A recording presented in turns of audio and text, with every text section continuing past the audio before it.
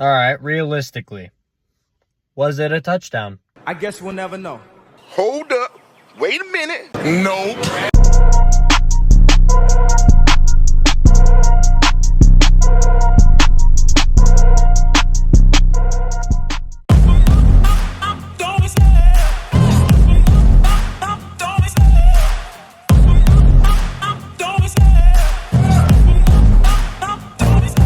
What is going on, everyone? Welcome back to this week's installment on The Lake Show, and I really appreciate you all making me a part of your day again. Well, judging by the intro, obviously a lot of crazy stuff happened this past weekend in college football, and we are going to talk about every second of it. And let's just say there's going to be some controversy through this entire episode when it comes to my takes and my opinions on these matters and what happened in especially the Virginia Tech and Miami game towards the end. But I'm not here for, praise or anything when it comes to my takes. I expect to stir the pot, and that's how it usually goes with me. So we're going to have fun with this episode today. We have a lot to talk about in regards to college football and the NFL. Now, recently, when it comes to my content, I mentioned last week how I've finally transitioned into a full-on sports talk show. Well, I noticed, at least from me watching previous episodes that I've made, I know that I go through each and every single game and through college football and NFL, and I feel like it gets a little bit bland, a little bit boring. So what I'm doing now is I'm going to take like 3 or 4 games in college football and NFL just to talk about, and then I'll briefly go over final scores from every other game across the nation. So that, because there's a lot of interesting storylines that need to be talked about when it comes to certain games and certain outcomes that I feel like I'm just not hitting on. So that's what we're going to do today. I'm going to talk about maybe 3 or 4 college football stories and then about 3 NFL stories, and then briefly go over final scores of both said seasons so far. So as you all know, I'm a Bucked Up ambassador, so use promo code SHOW32. Get yourself 20% off any and all pre-workout orders at buckedup.com. So we're going to get it started today, but we're going to start with the Miami and Virginia Tech game. I know a lot of people are going to say that was a touchdown for Virginia Tech at the end, but I'm just going to roll the clip. Here's what happened at the end of the Virginia Tech and Miami game. Comes down to this. Drones lets it fly.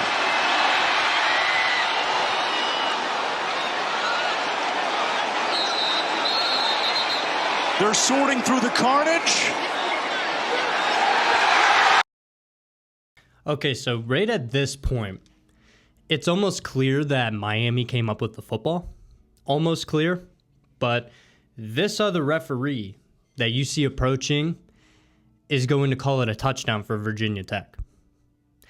How you make that call on field, I have no clue. I'm going to play the rest of the clip just because it's important to establish context when it comes to the ending of this immaculate game. Miami has it. Well, Virginia Tech has it. How do they like that? Virginia Tech, they roll it a touchdown on the game's final play. Both teams back to the bench. The game is not over. Both teams back to the bench, please. The game is not over. The previous play is on the further review. I think they're ruling it. Fans know it. I think they're ruling that Jalen Lane came down with this. And remember, the ruling on the field is a touchdown catch.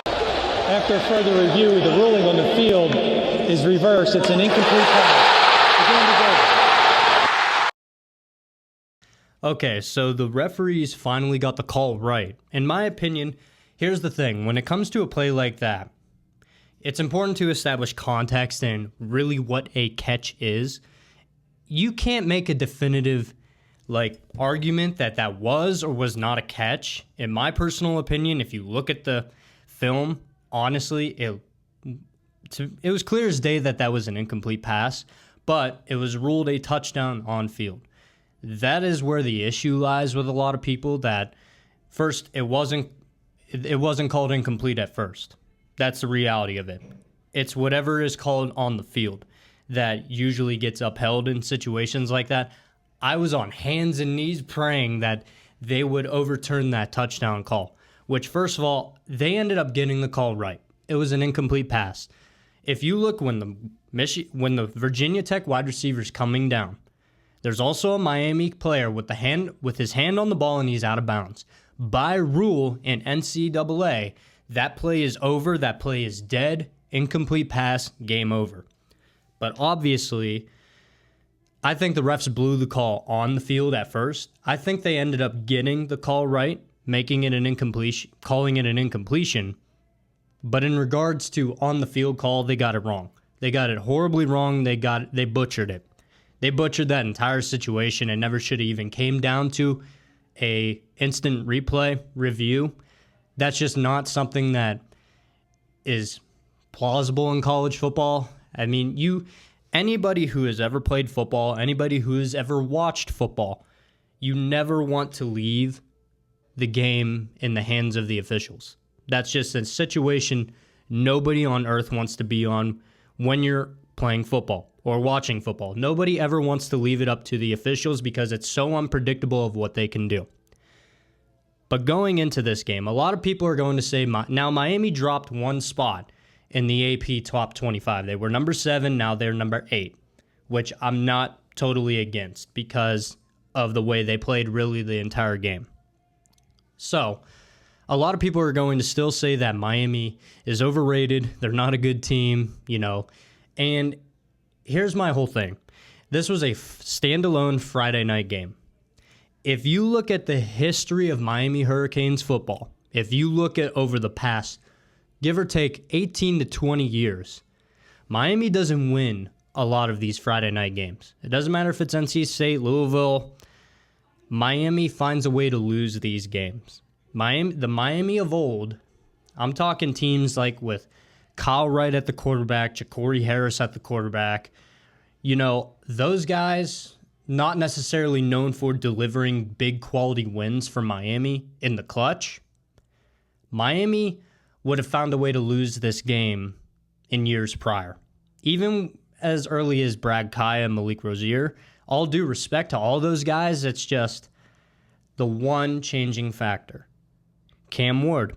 I've been preaching this to death for the past couple weeks now about how good Cam Ward is, but that just goes, a game like this shows you how good he really is, especially that flip play at the end, towards the end of the game to go take the lead. Cam Ward's immaculate. He's unreal, by far the best quarterback in college football. Did he have an off game? Yes. He turned the ball over 3 times, 2 interceptions and 1 fumble. The 2 interceptions, realistically, they could have been touchdowns. So, it's just the luck of the draw. He underthrew Xavier Restrepo on that wheel route into the end zone. If he just floated it in the air a little bit longer, then Restrepo would have ran underneath it, and that would have been a 21-7 game, and Miami would have been beating the brakes off of Virginia Tech early on. But historically, Miami does not win Friday night games like this. Miami of old would have found ways for them to lose that game. And they almost did give it away. Call it lucky, call it what you want. The ACC ended up getting it right. Now, it's controversial with the way they did. Obviously, it was called a touchdown on the field, which makes it even tougher to overturn that call. Even I was surprised that they overturned the call just based on the letter of the law in NCAA football, game regulations and rules. But no matter what, ACC, they did their job. They got the call right. It never should have gotten to that point in the first place. One, Miami shot themselves in the foot the entire game, and they left it in the hands of the officials. Now, somehow, some way, that went our direction. That usually does not happen, but you could say it was maybe a business decision. Who knows? But all I know is I saw an incomplete pass. Now on to Cam Ward. Even though he had 3 turnovers in that game, he still went 24 of 38 for 343 yards and 4 touchdowns, and he added 57 yards rushing and another rushing touchdown. Cam Ward is by far the best quarterback in the ACC and easily, I would say, the country. At this moment in time, who is playing better football at the quarterback position than Cam Ward? Don't you dare say Shadur Sanders. Don't you dare say Jackson Dart because he just got his ass beat by Kentucky. Don't say any of those guys. Arch Manning, maybe. Quinn Ewers, maybe, if he was healthy. And there's only 2 quarterbacks right now who are playing out of their mind football, and that's Cam Ward and Jalen Milroe from Alabama. But we're going to talk about that game real soon. But, Miami, like I said, they usually find ways to lose games like this. Bashul Tutton for Virginia Tech, he had 19 carries, 141 yards, and 1 touchdown. So obviously, Virginia Tech was able to run the ball the entire night, which was concerning to me, at least if you're a Miami fan. But a lot of people are going to say Virginia Tech's 2-2. They should be getting blown out by Miami. Miami's overrated. Miami's this. Miami's that. Well, here's the reality of it. Did you all know that Virginia Tech has the most returning production in the entire nation? That means returning starters on offense and defensive side, in case anybody didn't know that. They're ranked number 1 in Virginia Tech is. They're ranked number 1 in the nation in returning production from the year prior. So they're an experienced team. They're seasoned. Kyron Drones, quarterback for Virginia Tech. He's a heck of a quarterback. He has a cannon of an arm. Accuracy is not always his strong suit, but he's a load to bring down. I knew Virginia Tech was going to give Miami everything that they were going to give them everything they got. And they didn't disappoint. I knew that line, I think Miami was favored by like 13. I could have told you not to take that line for Miami. If you bet Miami to cover that spread to win by 13 or more, you're a fool. Because Miami never plays well on Friday night games. They never do that. But it was the luck of the draw, I guess, when it comes to the officials. Say what you want. The ACC ended up getting it right. That was not a touchdown. It should not have been called a touchdown on the field. So the ACC got it right. Miami Hurricanes survived Virginia Tech 38-34. All right, next game we're going to touch up on a little bit. Kentucky going on the road to number 6 Ole Miss. Kentucky upset the Rebels 20-17. Jackson Dart, he didn't do too bad. He went 18 of 27 for 261 yards and 1 touchdown. But I will say the Kentucky quarterback didn't do too bad either. Brock Vandegrift, 18 of 28, 243 yards and a touchdown. I will say Kentucky might be the most overrated team. Kentucky might be the most underrated team in the entire SEC. They lost to Georgia by 1, which they were ranked number 1 in the nation at that point. And they very easily could have won that game if it wasn't for a lucky break for Georgia. And now they beat number 6 Ole Miss. And now I know Ole Miss dropped in the poll rankings recently. But how about Lane Kiffin's Ole Miss Rebels? Lane Kiffin, he's a great coach. He really is. But at the same time, he's notorious for underachieving. Ever since he left Alabama, ever since he left Nick Saban, it's been nothing short of, underachieving for Lane Kiffin. They had national championship aspirations this year. Jackson Dart had Heisman aspirations. I still think Jackson Dart is one of the top 5 quarterbacks in all of college football. I still believe that. But they had an off day. I think Kentucky's defense is the real deal. I seriously think they're the most underrated team in the entirety of the SEC. They took the number 1 Georgia Bulldogs at the time to a 1-point game, and now they upset Ole Miss. I think Kentucky can make some more noise later in the season. I really do. So Kentucky beats Ole Miss in a shocking upset 20-17. Number 13 USC against Wisconsin. USC started slow. They were down by a lot early on in the game, but they shaped up, won 38-21. Miller Moss, 30 of 45, 308 yards, 3 touchdowns, and 1 interception. So when it comes to USC, I don't necessarily think they're out of the college football playoff race just yet. All they did, they were one broken tackle away from beating Michigan just a week ago. So realistically, I can still see USC making noise in the Big Ten. We'll see.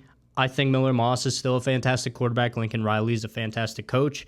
They just got to get back to their old tackling ways. And for the most part, that returned against Wisconsin. Ever since they beat LSU, that defense has been hyped up for USC. But at the same time, they need to shape up and tackle better. That's just the reality of their defense. But they've been doing a heck of a job over the past couple weeks. And that form, at least when it comes to their tackling, it's not the tackling of old. They actually, got it together against Wisconsin and ended up putting up 38 points against the Badgers. So USC goes on the road to win at Wisconsin 38-21. Or I think USC was home. I don't remember too well about that. But now we're going to talk about the big game. Georgia, number 2 Georgia, going on the road to number 4 Alabama. Alabama won 41-34, but don't let that score fool you. Early on in that game, Bama had their way with the Dawgs. The first 4 possessions Alabama had, touchdown, touchdown, touchdown, touchdown. Jalen Milroe is by and far, he's up there with Cam Ward when it comes to best quarterback in all of college football and the best quarterback who is currently playing in college football. Jalen Milroe, he put Alabama on his back and, he was stomping the Georgia Bulldogs at first. I was honestly surprised it seemed like the lack of preparation from Georgia. Now I know they clawed their way back and ended up taking a lead in this game. But at the same time, Alabama, a lot of games, they're all won in the trenches. We all know that. Offensive and defensive lines, we know that that's the way to win games. You have to be dominant in the trenches. I was amazed of how Alabama set the edge every single time they wanted to run the ball. They didn't need to run the ball up the middle. Now, obviously, everybody knows that running towards the outside and getting the edge, that's usually the best run plays that you can have, especially in zone reads and screen plays and all that stuff. But running up the middle isn't necessarily the best idea when it comes to teams like the SEC, teams like Georgia and Bama and Texas. Usually you're not going to be able to run up the middle against those teams. But Bama, I'm amazed their offensive line bullied Georgia the entire first half. I was amazed of how many times Georgia gave up the edge and allowed Jam Miller or Justice Haynes to get loose on the side and Jalen Milroe. Like, Bama had their way the entire first half with them. Obviously, Carson Beck, he's no scrub at quarterback.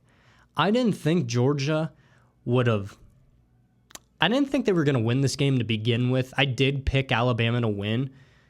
I didn't necessarily think it would have been a blowout, so I was not necessarily shocked when Georgia clawed their way back into the game and ended up taking a lead against the Crimson Tide. I was not shocked. I mean, Carson Beck, he still had a heck of a game. He went 27 of 50 for 439 yards and 3 touchdowns, but he did have 3 interceptions. His costly turnovers in the first half are ultimately what decided this game. I know, yet again, I know they took a lead. But one play later on offense after they took a lead, Jalen Milroe hits Ryan Williams, who I know I've been hyping up Jeremiah Smith as the best freshman wide receiver. I don't know. Ryan Williams is definitely making his case. He might be right there with Jeremiah Smith as far as the best wide receiver in college football, and both of them are true freshmen. Ryan Williams is 17 years old, and he's putting seasoned veteran DBs in college football in a blender. He went off this past weekend. 6 receptions, 177 yards, and a touchdown. He's a true freshman. Between Jeremiah Smith and Ryan Williams for Alabama, I don't know who's better, honestly. Statistically, Ryan Williams is the best wide receiver in college football right now. But as far as those two, I think they're both the leading, most talented wide receivers in all of college football right now. One's 17 years old. Both true freshmen. Jeremiah Smith and Ryan Williams have both put the country on notice early in their college football careers. But I was just amazed at the Georgia-Bama game how dominant Alabama was early on. I know they let the game slip away from them a little bit in the end, but in the end, Jalen Milroe put that team on his back with Ryan Williams at the wide receiver position, Jam Miller at running back. Like, Bama, for all intents and purposes, they rolled the Dogs this past weekend. So Alabama, 41-34, final score. And yet again, Georgia has only lost 3 games since 2021. Every single loss that Georgia has had is to Alabama. That's the only team that has beaten Georgia over the past 3 years. Roll Tide, baby. Alabama wins 41-34. All right, so I'm going to go over some final scores over this past weekend in college football and then one more story. So Texas beat Mississippi 35-13. Ohio State over Michigan State 38-7, which is no shock. They always beat the brakes off of Michigan State. They're trash. Penn State beats Illinois 21-7. They're still making noise in the Big Ten, so we'll see about that Ohio State-Penn State game in a couple weeks. Arizona upsets number 10 Utah 23-10, which was a big-time shock for me, but Cam Rising is not playing, as we all know, because he's injured, so that loss doesn't necessarily surprise me. We got Minnesota against number 12 Michigan. Michigan ended up winning 27-24. Louisville against Notre Dame. Number 15 Louisville against number 16 Notre Dame. Notre Dame won 31-24. Stanford against Clemson. Clemson won 40-14. Oklahoma against Auburn. Oklahoma won 27-21. And it's actually kind of ridiculous of how they won. Oklahoma's offense is putrid. They have one of the best defenses in college football, but one of the worst offenses in college football. It's like complete roles reversed for Oklahoma. They used to be well known for their offense and having a putrid defense. Well, now it's roles reversed. Oklahoma's carried by their defense rather than their offense. That's something I never thought I'd ever say in my entire life, because I'm not used to seeing that. Oklahoma, the Sooners, with a dominant defense. I mean, when you got Peyton Thorne at quarterback when it comes to Auburn, I knew you guys were going to lose. I don't know why they went back to Peyton Thorne. I don't know what they saw with Peyton Thorne at Michigan State. That dude's an interception machine. He really is. He reminds me of Bo Nix early on in his Auburn career when they called him Bo Picks. Like, Peyton Thorne throws interceptions left and right for the Auburn Tigers. And he threw a pick 6 for Oklahoma to take the lead. It's ridiculous. SMU handles Florida State 42-16. I'm still amazed at that team. I really am. It's Mike Norvell. I've been saying that he doesn't deserve to be fired, but you got to make a change at quarterback. You have to. At this point in the season, what do you got to lose? You've already lost 4 games. You might as well make the switch. You're in jeopardy of not even being able to make a bowl game at this point. I think Mike Norvell's too good a coach to let this happen. I think he's got to make a quarterback switch. But again, if you make that switch, you better hope your backup is good enough to play for how much money you're paying DJ Uiagalelei. I don't know. Florida State is just a mess right now. Colorado beats the brakes off of UCF 48-21. I might have to recant a lot of what I've been saying about Shedeur Sanders, but not today. That was a lot about Travis Hunter and that defense for Colorado. That's actually been playing fantastic over the past couple weeks, and Travis Hunter, still the best player in college football. And then one final game, Boise State against Washington State, 45-24. Ashton Genty continuing to dominate with another 200-yard rush performance. He's phenomenal. He's going to be in New York for the Heisman Trophy ceremony. One last topic in college football we're going to talk about, and then we'll transition into the NFL. After I will give you my Heisman watch and my personal college football top 10 heading into week 6. But UNLV ends up beating Fresno State 59-14. UNLV finally gets into the top 25, coming in at number 25 in the latest AP top 25. But that's not what we're going to talk about. We're going to talk about the Matt Sluka situation. So Matt Sluka, for those who don't know, was the quarterback for Holy Cross. He was promised $100,000 thanks to NIL. Obviously, you can pay players to come to your school. So Matt Sluka left Holy Cross to go to UNLV, promised $100,000 in this whatever so-called NIL deal that he had to play for the Rebels. Well, 3 weeks into the 4 weeks into the season, 3 weeks into the season, Matt Sluka announces that he will be redshirting the rest of the year, and he will be transferring at the end of the year. This is because of the dispute that he did not receive the $100,000 that he was promised to come quarterback at UNLV. So here's my whole thing with that. And it's unfortunate, in the state of Nevada, a verbal contract will not hold up in court. It won't. If you need contracts in Nevada, you have to have something in writing. But I still don't think Matt Sluka is in the wrong, especially when it comes to college football nowadays. It's a business. Let's just call it what it is. College football now is a business. Now, do I think there should be certain rules and regulations when it comes to NIL? Yes, obviously. It's gotten so out of hand. You're paying quarterbacks millions of dollars in college to play for your team. So obviously, I think there should be rules and regulations. When those will come out, I do not know.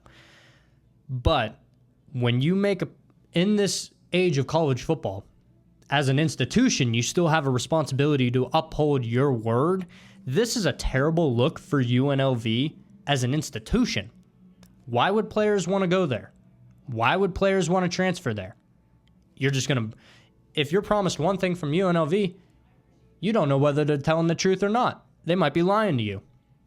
So I can't say I'm against what Matt Sluka did, deciding to redshirt the rest of the year, and then transfer out at the end of the year.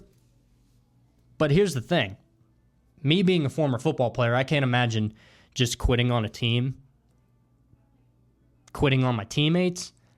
But at the same time, I understand the situation when it comes to, you wouldn't have went to UNLV had they not offered you that money. They made a verbal agreement, and I feel like that's still, I know it's by law in Nevada, that doesn't hold up in court. But in the court of public opinion, that holds up. And I think UNLV did Matt Sluka dirty.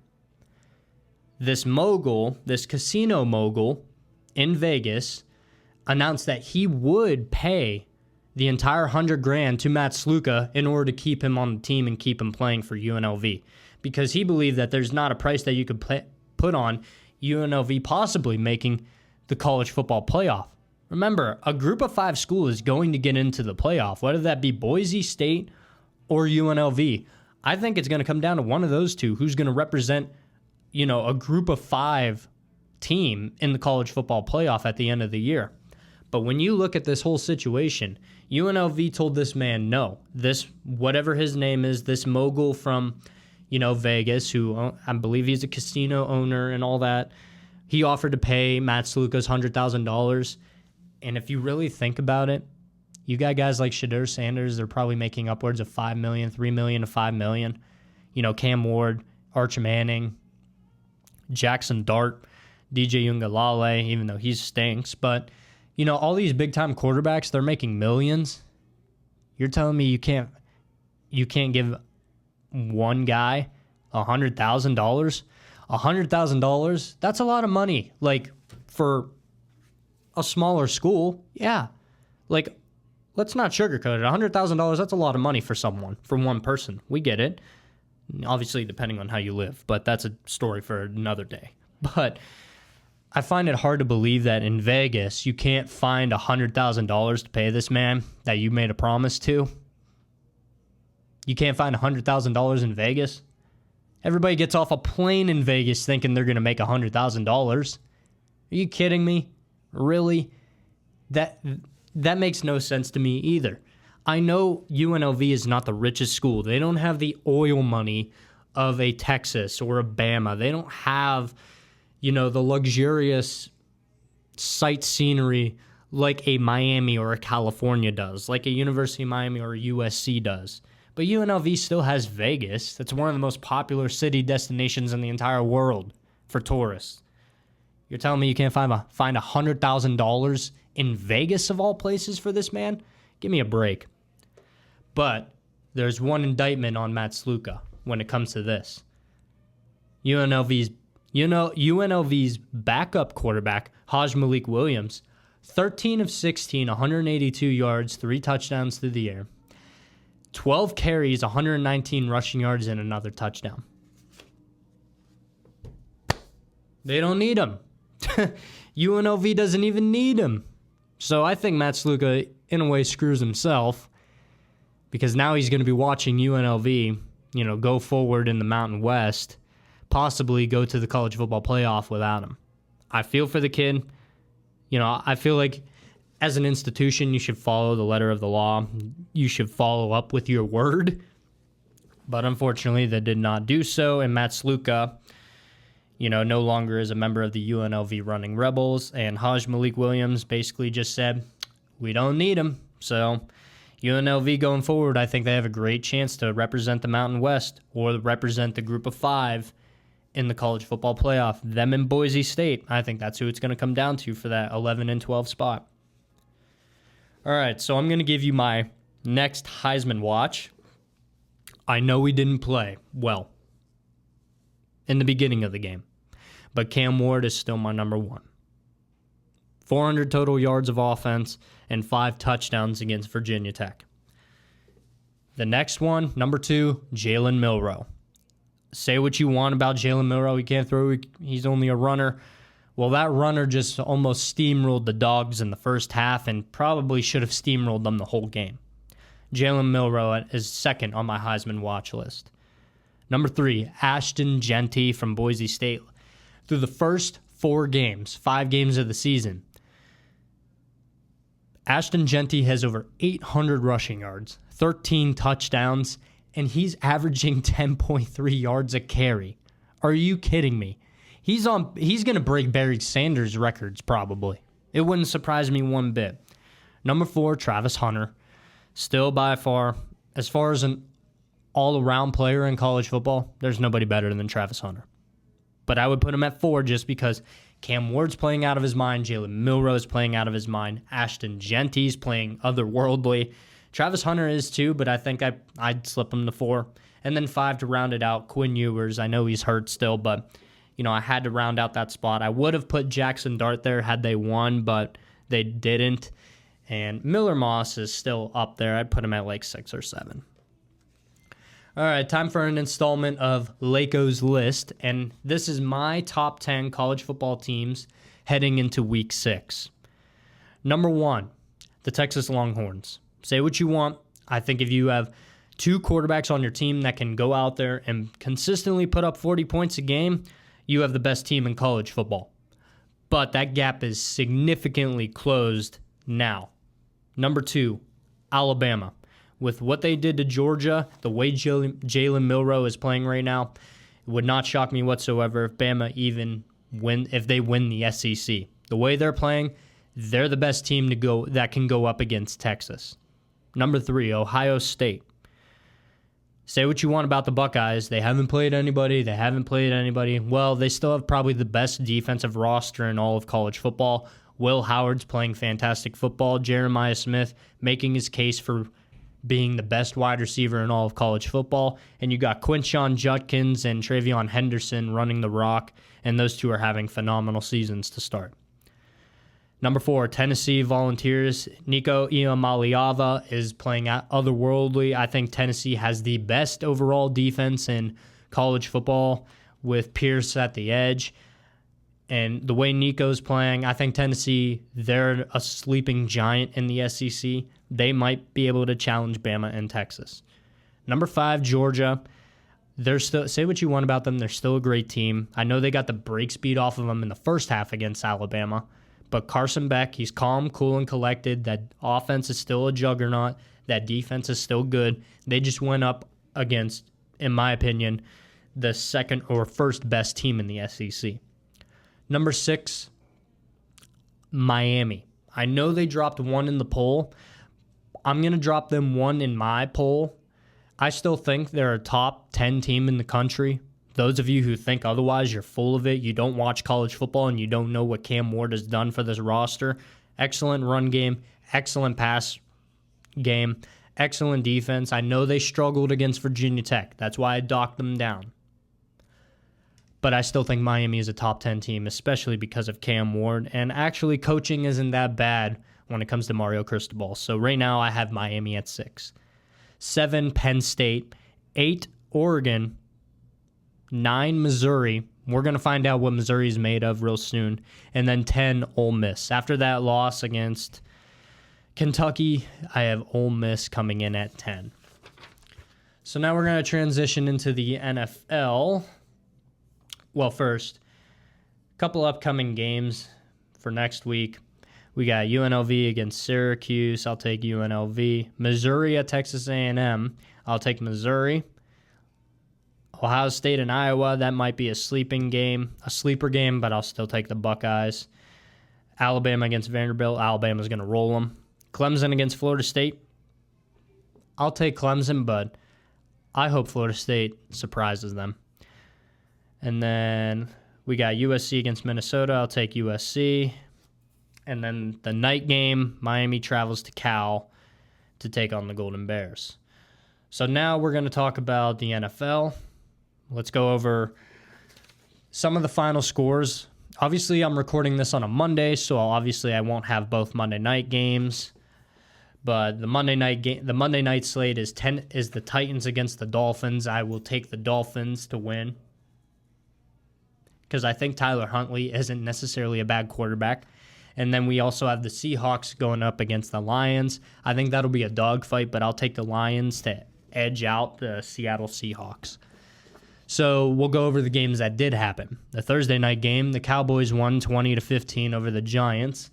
That was not impressive whatsoever. The Falcons beat the Saints 26-24.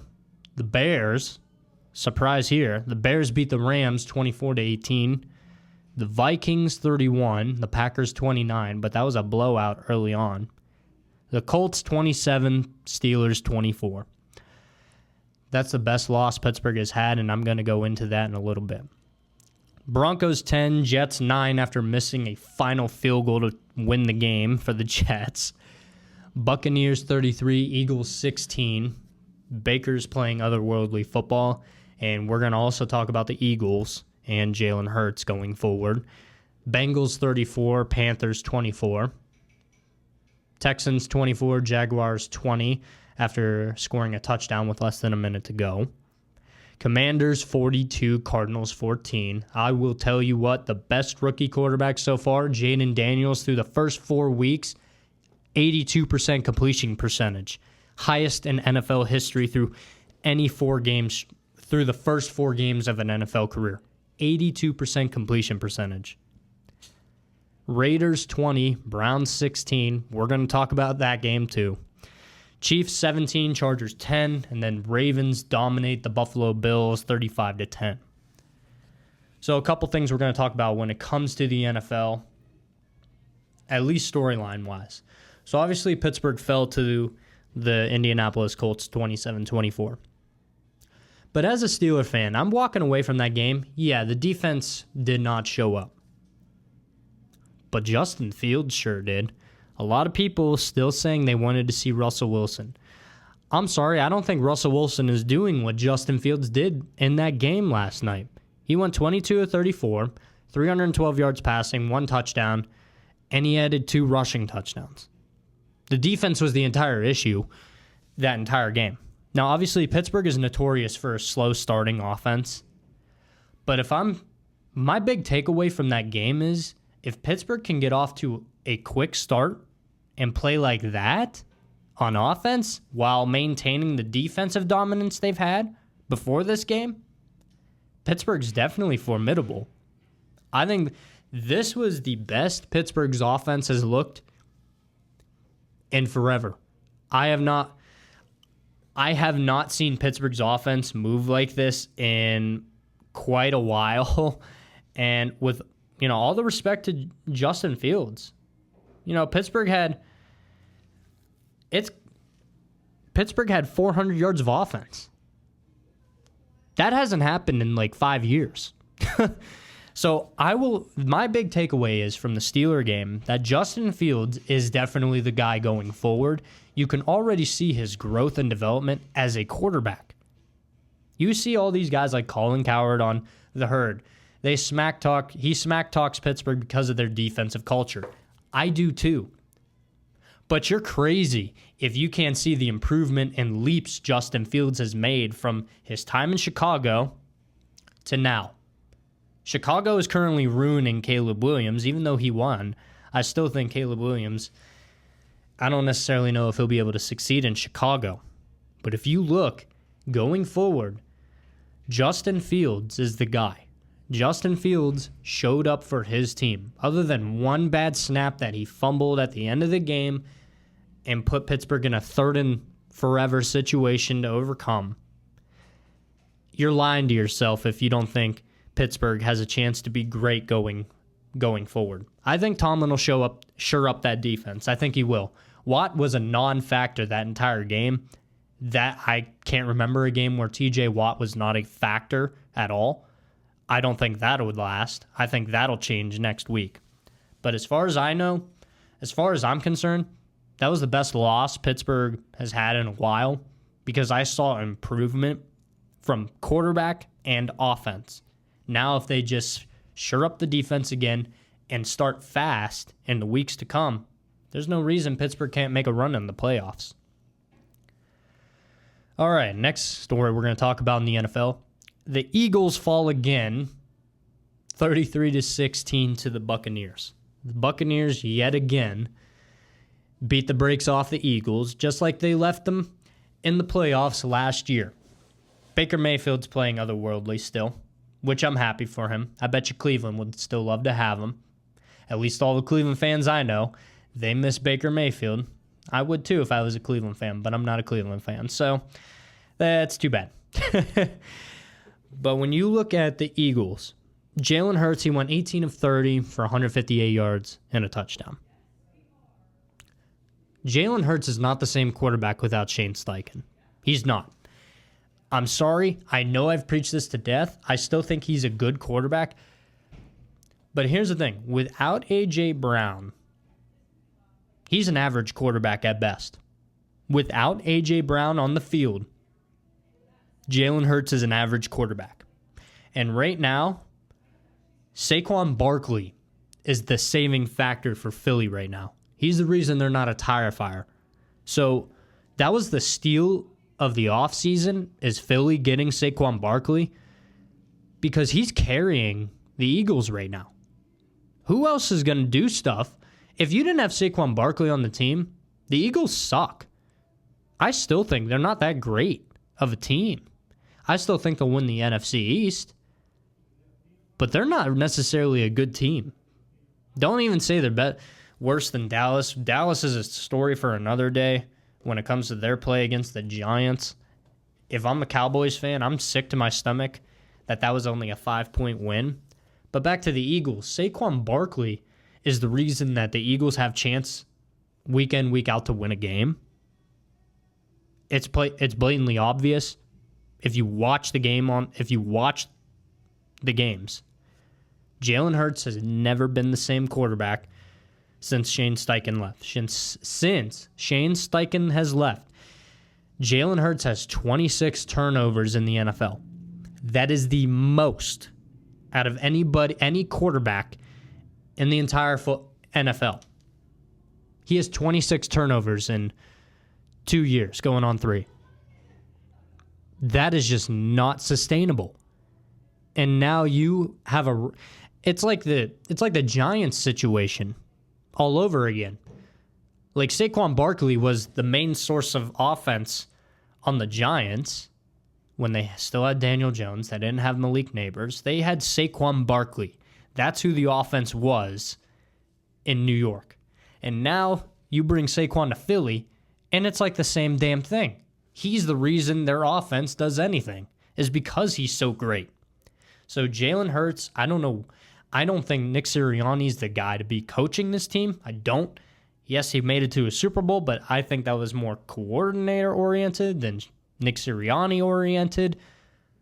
So Eagles fall again to the Buccaneers 33-16.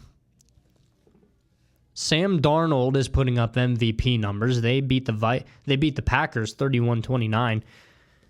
The Vikings are the most underrated team in the entire NFL. I think they're legit with Sam Darnold at quarterback. He was written off in the NFL. It's almost like he needed a team with a good coach and a good culture and good weapons to succeed. And I think sitting behind in the Kyle Shanahan offense for a couple years, I think that did him some well. I think that did him well. But that's not the same quarterback that was drafted to the Jets. He's still a gunslinger. He'll still sling it around, but I will say Sam Darnold is going to get serious MVP consideration. One final story we're going to talk about. We're going to make it quick. Cleveland lost again. Go figure. They lost to the Raiders 20-16. That's 2 weeks in a row that Cleveland has lost to teams that we consider bottom of the barrel in the NFL, the Giants and now the Raiders. Watson played terrible again. 24 of 36, 176 yards, 1 touchdown, 1 pick. But I will say I'm starting to think that Watson is not the complete problem. Cleveland has a dropping problem. Their wide receivers drop passes all the time. They lead the NFL in drops this year. I don't care who you are as a quarterback, you're not going to succeed with that happening. So while I'm still have reservations about Deshaun Watson, I really do. I don't think he's good anymore. He's not a good quarterback anymore. But the offense isn't helping him. His receivers are not helping him. So I don't know where you go from here if you're Cleveland. I'd turn it over to Jameis Winston. I really would. But that's not my decision to make. But I think they should transition to Jameis Winston. You're paying Watson either way. So you might as well just bench him. And that's going to wrap it up this week on The Lake Show, everyone. I really appreciate you all making me a part of your day again. I love doing this. Be sure to like and subscribe. Share with your friends. Leave some comments down below. I'm your host, Dominic Laykos. God bless. I love the chase and the hunt, and I set the pace when I'm running. I always take what I want, and I always give it 100. Don't need a bank, no I'm funded. Play the game like it's nothing. I'm always thankful for something. Don't take for granted, stay humble. Now wake up! It's time to look at the enemy. Look in the mirror if he is new.